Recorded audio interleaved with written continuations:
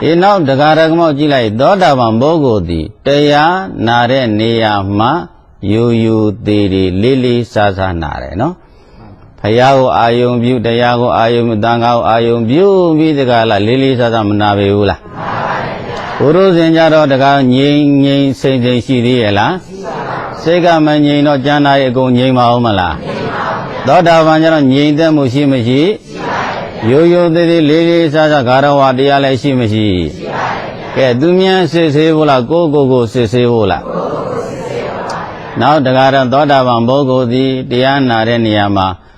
တရားဝေပြီးဆုံးသွားလိုက်တဲ့အချိန်မှာအင်မတန်မှဝမ်းသာတယ်နော်။ဘာဖြစ်လဲဆိုပုရုဇဉ်ပုဂ္ဂိုလ်ကြောင့်တရားတစ်ပွဲပြီးသွားတယ်ဆိုရင်ပြီးကပြေနာတယ်။ပြီးကပြေနာတယ်ဆိုပြီးဓမ္မယုံနဲ့ပြည့်ထားခဲ့တာပဲ။ဘာတရားရဲ့လို့အစအလယ်ဆုံးသုံးပါလို့မှတ်မိသေးရဲ့လား။မှန်ပါဘူး။ဩဒီတရားလေးတို့ဗုဒ္ဓဘုရားဟောခဲ့လို့ဒီလိုနာရတယ်ဒီလိုသိခွင့်ရဒီလိုအသိဉာဏ်မျိုးတွေရတယ်ဒီလိုနိဗ္ဗာန်ရောက်ကြောင်းတရားတွေသိခွင့်ရတယ်ကျင့်ခွင့်ရတယ်ဆိုပြီးတရားနာပြီးတဲ့နောက်မှာဝမ်းမြောက်ဝမ်းသာစွာနဲ့ဆင်ခြင်နှလုံးသွင်းမနေဘူးလားအဲ့ဒါဘာလို့လဲဘုရုဇင်ကြအဲ့လိုဆင်ခြင်နှလုံးသွင်းမှုဝမ်းမြောက်မှုရှိသေးရဲ့လားဟောသူများစစ်ဆေးရမှာကိုစစ်ဆေးရမှာလားဒီမတ်တိုင်လေးနဲ့ဒီအင်္ဂါရလေးနဲ့စစ်စစ်ငါသည်ဘယ်အင်္ဂါနဲ့ညီတယ်လဲတစ်ချက်နဲ့ညီတယ်တစ်နဲ့ညီသလားနံပါတ်1နံပါတ်3စသည်ဘာနဲ့ညီတယ်လဲလို့ကိုစစ်ဆေးရမှာနော်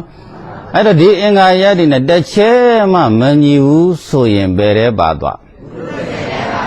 ဩဒီထဲမှာငါတို့တော့ဘယ်အင်္ဂါရလေးနဲ့ညီတယ်ဆိုရင်ဘယ်ထဲပါသွားမလဲ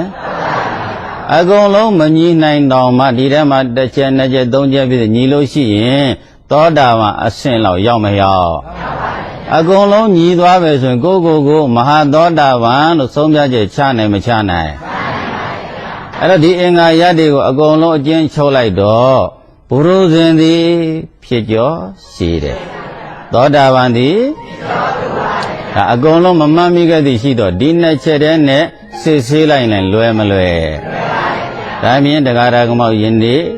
တရားဝဲသိမ့်လိုက်ပြီ